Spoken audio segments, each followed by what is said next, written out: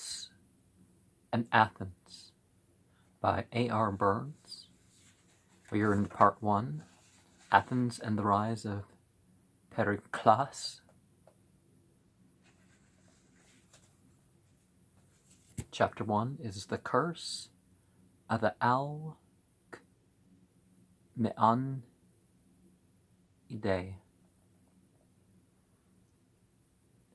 Pericles was born about 494 BCE, probably in the country house of his father, Xanthippos, at Kolargos, in the plain near Athens. He must have been over 20 in 473,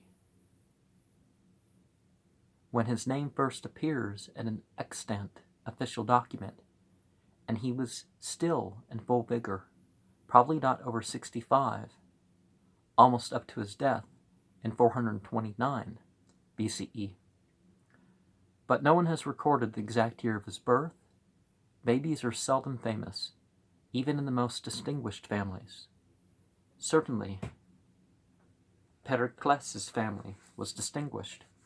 His father, Xanthippos, was a rising general and politician, and his father's name, Artiphron, was not a common name, also occurs in the list of archons, or regents.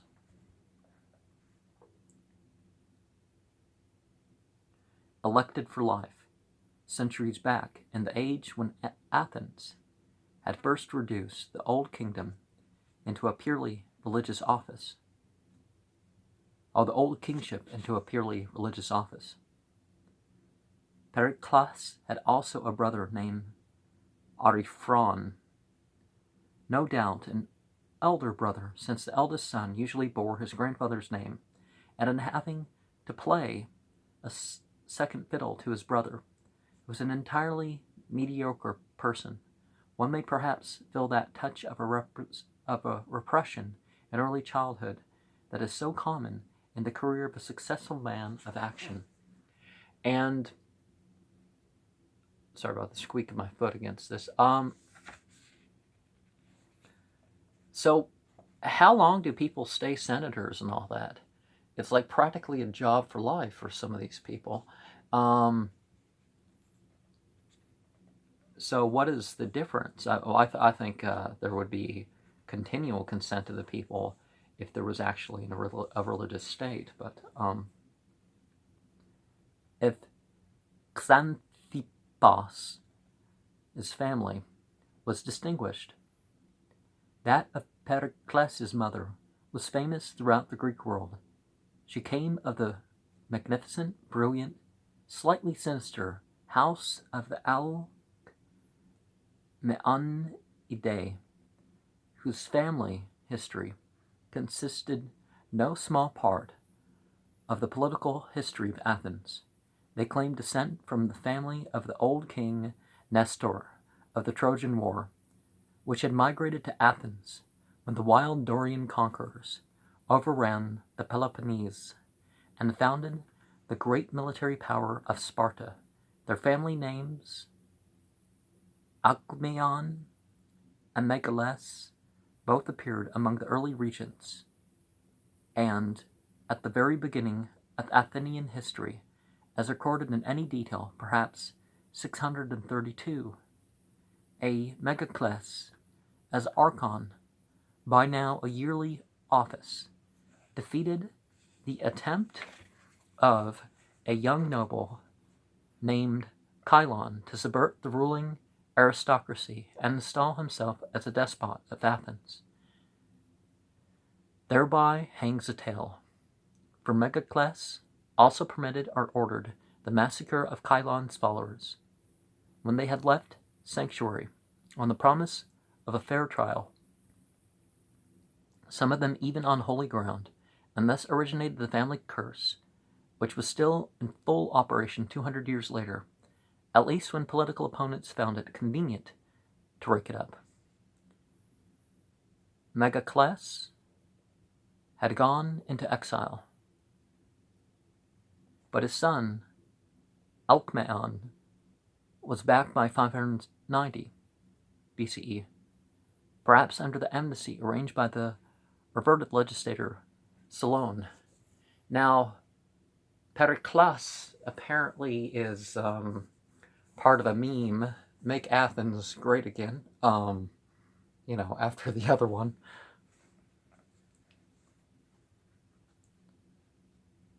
He was a general in the Crusade, or Sacred War, waged by several Greek statues against the port of Crisa, whose people have been charging unconscionable tolls on through traffic to the sanctuary of Delphi. The episode was important in the family history for a while at Delphi. Alkmeon made some useful contacts. He was able to assist some envoys sent by the rich king of Lydia in Asia Minor to consult the oracle, and among the allied leaders, he met Cleisthenes, the powerful despot of Sicyon, across the Corinthian Gulf, who later chose Alcmeon's son, Megacles, as husband for his only daughter, Agariste. Runner-up in the competition for the lady's hand was another Athenian, Hippocleides, son of Tysandros, of the house of Philadae, who claimed descent from the hero Ajax? How do you pronounce Ajax?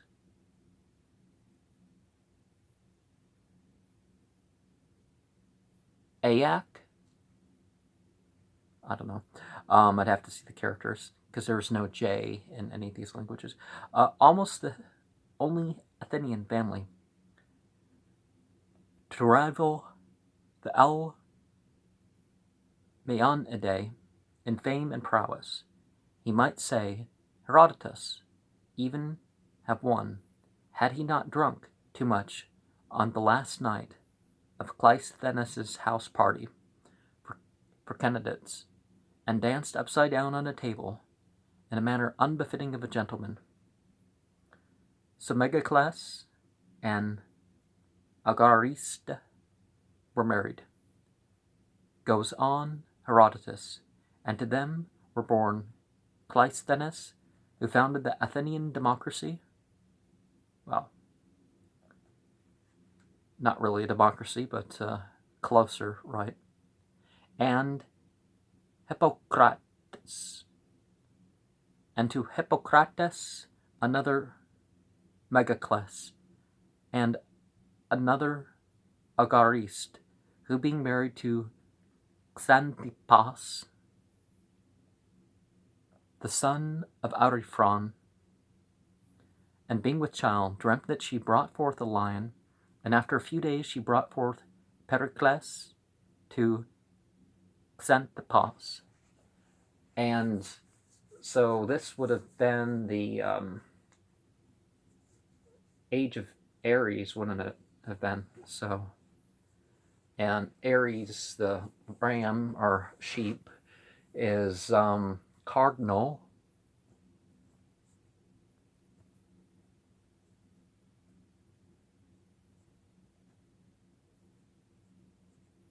Sign for the fixed sign. So back then they said that Leo was a lion, although Leo being 2 down in July would have been, well, I guess most recently red.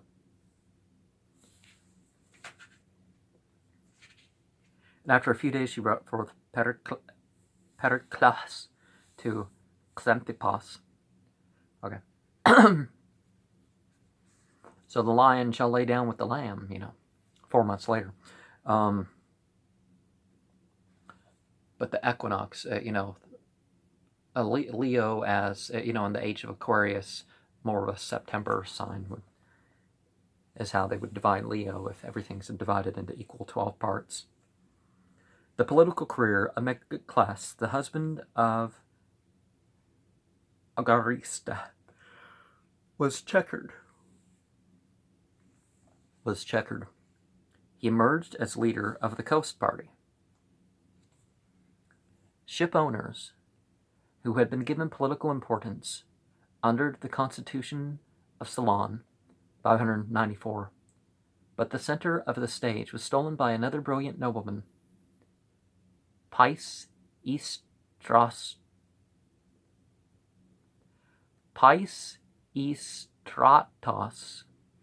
still further to the left, who by armed force made himself tyrant or uncrowned king of Athens as leader of a highland party of the poor peasants. Very common for the, it's probably more common than not for the left wing to resort to fascism. Workers' parties.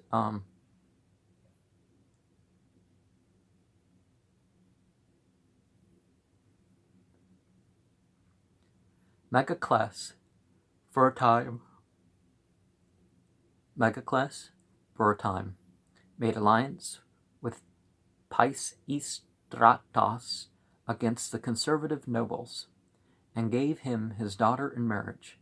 But the marriage was childless, gossip said, by the intention of Pais Stratos, who already had sons of his own. Megacles and Pais Stratos quarreled, and Megacles, like his grandfather, was finally driven into exile. In exile, the Alkmeonidai renewed their connection with Delphi, taking the contract for rebuilding of the great temple which had been burnt down in 548, and it was from this point of vantage that Cleisthenes, the son of Megacles, intrigued against the sons of Pais Stratos, finally inducing Sparta, by the influence of the powerful oracle of Apollo, to eject Pais Stratos' son, Hippias, about 510. The descendants of Cleisthenes and of the nobles who were with him, they included an Alcibiades and Endokides, both ancestors of namesakes famous in Pericles' time, took great credit to themselves as descendants of the liberators of Athens from tyranny. In fact, Pais Stratos, like many other tyrants of his age, was one of the greatest developers of the city's economic life, and by breaking the old aristocracy played an essential part in making possible the constitution that was to come. Say, the Make Athens Great Again meme does make more sense here. By Hippias' time, the work of the despotism was done, and the commons as well as the nobles saw the end of it without regret. The new and much more democratic constitution, which Cleisthenes then introduced and carried through the popular assembly, organized long ago by Ceylon, was indeed a notable piece of legislation, and gives Cleisthenes a place among the great men of a great age. But though the Alkmeonidai in exile had, it seems, learned some sympathy with classes outside the landed gentry of Attica, it would have been a mistake to regard Cleisthenes' breadth of view as having anything to do with philanthropy. One of the most interesting documents discovered by the American excavators of central Athens, in fact, appears to be a fragment of a list of archons at the time of Hippias, inscribed on stones for public reference, soon after the death of Pericles. Hippias, Leisthenes, Miltiades, Leade, Strat, which would probably render into Hippias, Cleisthenes, Miltiades, Kaliades, Pisistratos.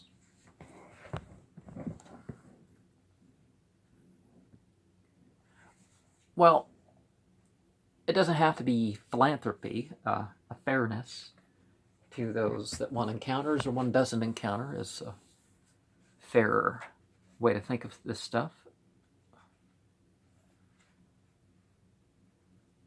The letters in parentheses are broken away and are conjectural.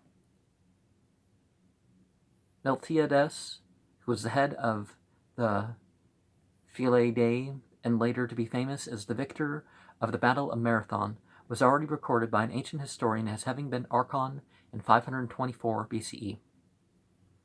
Before him we have the names of Cleisthenes, the Alkmeonidai, 525, Alkmeonidai, so the Ned ending of some of the more famous names of the time. 525, and Hippias himself, the Deuce, taking his turn as official head of the Republic in 526. Well, after Miltiades, we have probably Kaliades, a name known later in the immensely rich family of the hereditary heralds of the great sanctuary of Eleusis, and the young Pisistratos, Hippias' son, with Cleisthenes, Miltiades, and Kaliades, if the cause correct. We find that members of all the three families most prominent in Athens in the days of Pericles had not been above accepting overtures from Hippias to serve under him during a temporary honeymoon before plots and economic difficulties made of Hippias a tyrant in the modern as well as the ancient sense.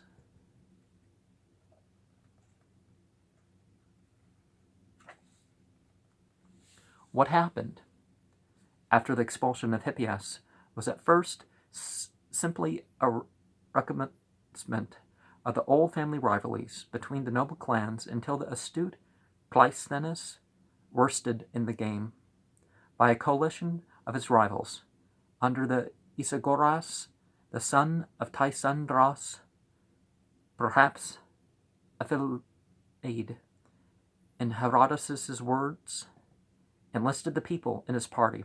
The famous constitution of Cleisthenes then followed. Cleisthenes might be no saint, but he was a great politician. The people stuck to him through thick and thin, against Isagoras, and even against Sparta, when the Spartan king, in dismay at what he had unleashed, tried to suppress the new constitution, and then when the Spartan danger had passed through the refusal of Sparta's allies to march to restore a tyranny, the Athenians turned against their northern enemies. The men of Chalkis and Thebes got between them by a swift march and routed them both in two battles fought on one day, and actually captured the walled town of Chalkis, a feat almost unparalleled in Greek military history. This was the Revolutionary War of the democracy of Athens, a war on which Herodotus, writing in the heyday of Pericles, comments from this one, we may see how noble a thing is political equality. The Athenians under a despotism were no better men in war than their neighbors, but when they were rid of it, they proved far the best of them all. Hence it is clear that when they were under a master, they made no effort as men working for another, but when they were free, every man did his utmost in his own interest. Well, I'm not sure if that's quite the usual, but fragments still remain from the inscription on the war memorial set up for this brilliant campaign, a war memorial which Pericles was long after to refurbish and rededicate, to cheer the spirits of Athens in a dark hour. And yet not even Cleisthenes ended his days in peace and honor. He is said by late writers to have died in exile. The reason probably was his Persian policy. A.R. Burns, didn't he also write the history of the Persian Wars? Was in one of his books? While the little cities of Greece quarreled over their miniature scale local politics that yet have so much significance for human history, the vast, well-organized empire of Persia, benevolent but despotic, had arisen in the east under the great Cyrus, Kuresh. Dhul-Qarnayn, as he's probably more commonly mentioned. The new power engulfed Babylonia, Syria, Asia Minor, and the Greek cities on its coast. Under his successor, Egypt. Its king at this time was the very great idealist and administrator, Darius. Darius, like many of his nobles, believed that he had nothing less than a mission from God to organize and pacify the world. It was a great tragedy that this new order fell foul of the Greeks, and the Greeks, chaotic and quarrelsome, but free and creative. To Persia appealed the old Hippias, who, when Sparta failed to restore him, retired to an outpost on the Dardanelles, seized long since by his father, and was content to rule it out as a Persian vassal, and to it, in a fateful hour, for himself, appealed Cleisthenes, offering, through ambassadors, in the face of Sparta's support for reaction, to accept Persian overlordship, in the hope of saving his new institutions and his own position. By the time the ambassadors returned, however, the danger had passed, thanks to Sparta's allies and to the Athenians' own strong right arms, and the people showing one much acknowledged, a surer political insight than Cleisthenes, with all his brilliance, turned in great anger against Cleisthenes and sought leaders of their own. The Persian question dominated Greek politics throughout the childhood and youth of Pericles. When he was born, the Greek cities of Ionia were in the last throes of a grim, desperate, and mismanaged struggle to throw off the Persian yoke. Athens supported the Ionians with a contingent which distinguished itself by raiding Sardis, the Persian capital of western Asia Minor.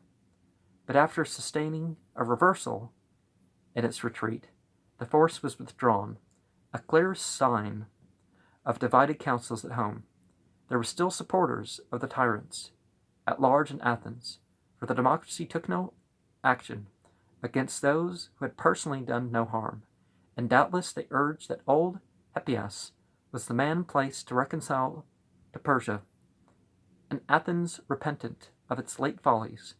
In 496, after the reverse in Ionia, they had even carried the election of their leader, Hipparchos as archon for the year. And on the dominant issue of foreign policy, at least, those experienced men of the world, the leaders of the Alkmeonidai faction, were disposed to agree with them. Now, with what's going on here, I understand how archon became like sort of a bad word for demonic leaders of realms, sort of.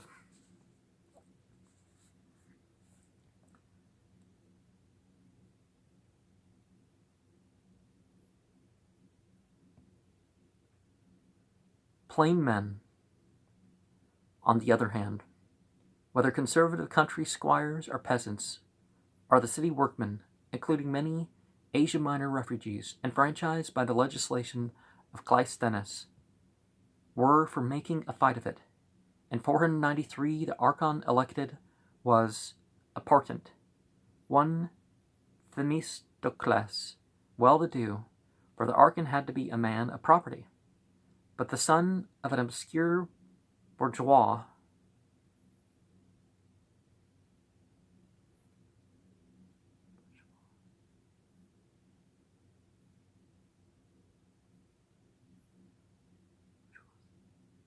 by a woman of Asia Minor. For 100 years, the only man of the people to become the acknowledged leader of democratic Athens. Now, nowadays, it's we have a lot of figureheads in government, so things haven't changed all that much, have they? But they don't have to necessarily be the super rich themselves. They can be the, they tend to be people working for them. There are billionaires with,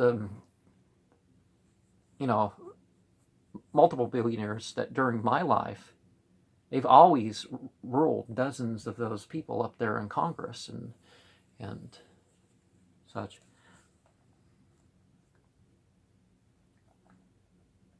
Congress and the Senate, yeah. In 490, probably the earliest historic event that Pericles could remember, came the inevitable Persian attempt to avenge Sardis and taken Athens. Now, see, that's suitable. But the aggressors, the people who start the whole thing, of course, neither the Persians or the Athenians were innocent in limiting their warfare to just war. Hippias was with the invading fleet, and its leaders hoped for useful help from collaborators within the city, but they were disappointed.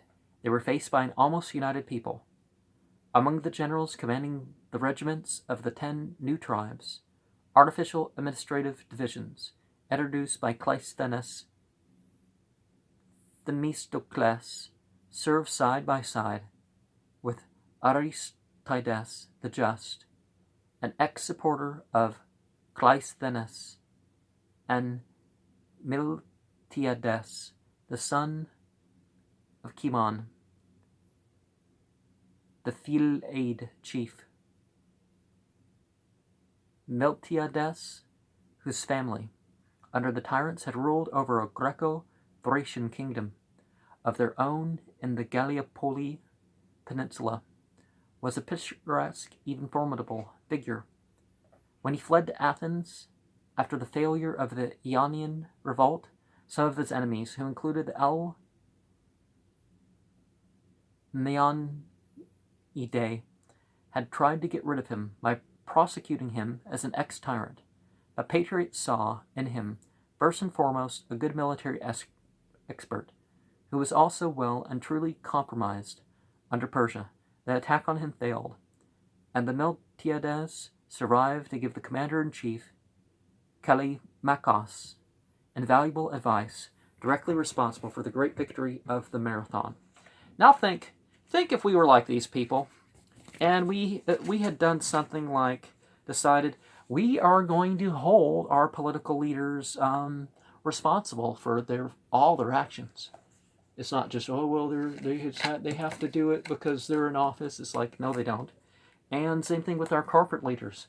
oh, well, the bad corporate policies. Oh, well, let's go straight after the corporate heads that did this.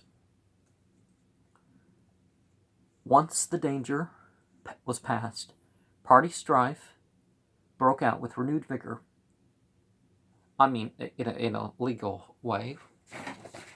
I mean, legal ways can include stuff that is, aggressive, but once the danger was past, party strife broke out with renewed vigor. This gives the chief fact that is known about the early life of Pericles. Pericles was the first noble statesman to be brought up among leading parliamentarians in a democratic state, among, as one might say, the great Whig families, and Alkmeonidai and their allies.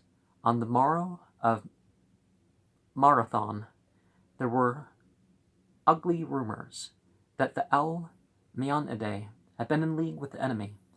Somebody certainly had been heliographing with a bright shield from near Marathon Bay, but nothing could be proved, and Pericles' father felled the man who seemed the party's most dangerous rival, impeaching Miltiades for deceiving the people, which ranked as treason.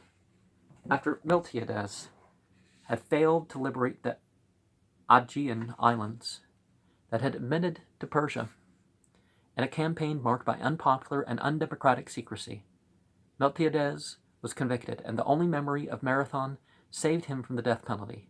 He died soon after a wound which had gangrened, leaving his son, Cimon, a youth of about 19, to pay a crippling fine of 50 talents, 300,000 drachmas, at a time when the silver drachma was the top wage paid per day to a skilled craftsman.